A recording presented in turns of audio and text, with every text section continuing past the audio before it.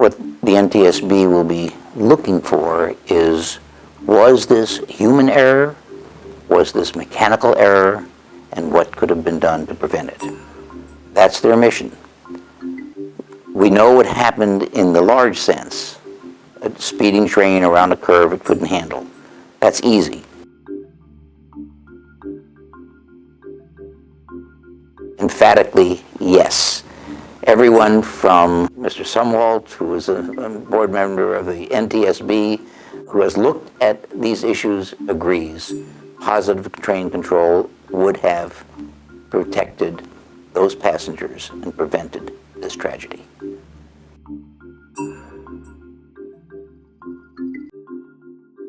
It's a system that's been around for about 40 years. It's not new technology. It's been improved somewhat, but it's a system that consists of global positioning system, radar, and track sensors. All that information is fed into computers to sense danger, to sense overspeeding, to sense situations that are not being controlled by the engineer, and automatically take over the train, slow it, stop it if necessary, and keep everyone safe. Industry has dragged its feet, but the primary culprit here is Congress dragging its feet in devoting and granting and assigning enough money to make this system operable on all the track areas where it's needed.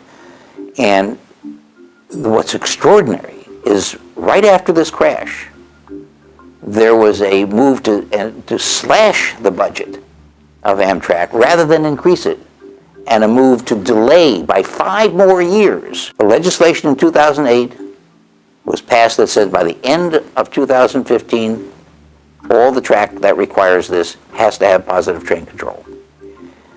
40 years, 45 years, how much time is really needed? 5 more years is absurd. We need the political will, and we need industry's cooperation. The price is too high. The price is paid in human lives.